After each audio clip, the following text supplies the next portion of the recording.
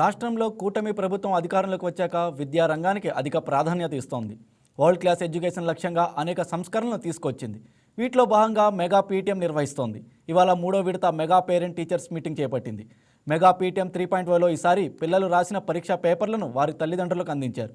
మరి ఈ వినూత్న నిర్ణయం పట్ల ఉపాధ్యాయులు ఏమంటున్నారో వారి మాటల్లోనే చూద్దాం. చేపట్టిన కార్యక్రమంలో అయితే అందులోనే ముఖ్యంగా అయితే ఈ పీటీఎం పేరెంట్స్ టీచర్ మీటింగ్ అంటే ముచ్చటగా 3వసారిగా అయితే ఈ రోజు అయితే జరగడం జరుగుతుంది. రాష్ట్ర వ్యాప్తంగా అన్ని స్కూల్స్లో కూడా ప్రభుత్వ పాఠశాలలో కూడా ఈ కార్యక్రమం అనేది నిర్వహించారు.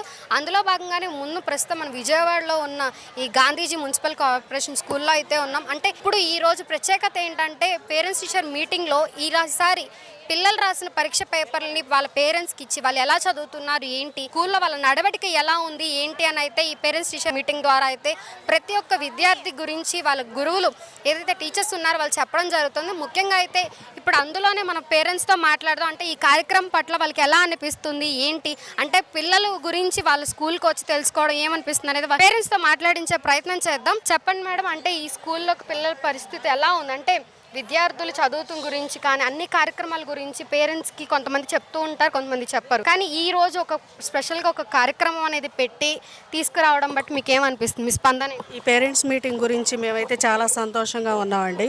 క్లాస్లో టీచర్స్ కానీ ప్రధానోపాధ్యాయులు హెచ్ఎం సార్ అయినా సరే మన స్కూల్ గురించి డెవలప్మెంట్ గురించి పిల్లల చదువు విషయంలో ఎంతగానో కేర్ తీసుకుంటారు.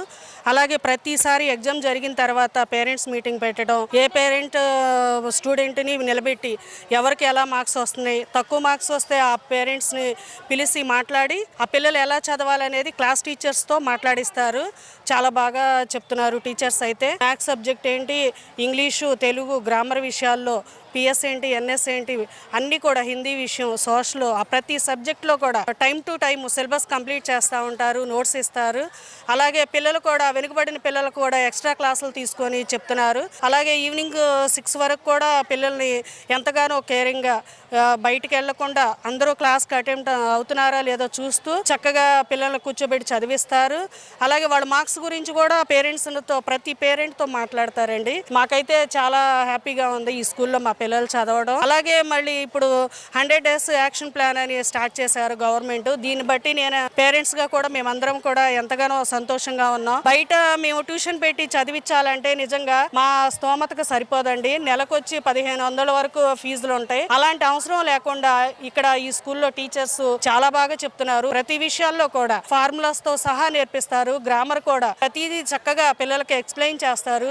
మా టీచర్స్ని బట్టి కానీ హెచ్ఎం సార్ని బట్టి కానీ మేము చాలా సంతోషంగా ఉన్నాం. అలాగే ప్రైవేట్ స్కూల్స్ లో మనం వేలకు వేలు ఖర్చు పెట్టే కన్నా కూడా గవర్నమెంట్ స్కూల్లో కూడా మన పిల్లల్ని చదివించడం ఎంతో మనకు ఉపయోగం అండి. అలాగే మన పిల్లల్ని టీచర్స్ విషయంలోనే కాకుండా మనం కూడా పేరెంట్స్ గా ఎంతవరకు పిల్లలకి సపోర్ట్ ఇస్తున్నాం, పిల్లల్ని ఎంతవరకు పంపుతున్నాము, అలాగే మనం టీచర్స్ కి ఎంతగా సహకరిస్తున్నామో కూడా మనం కూడా చూసుకోవాలని పేరెంట్స్ కి నేను తెలియజేస్తున్నా. నేనైతే ఈ స్కూల్ని బట్టి చాలా సంతోషంగా ఉన్నానండి.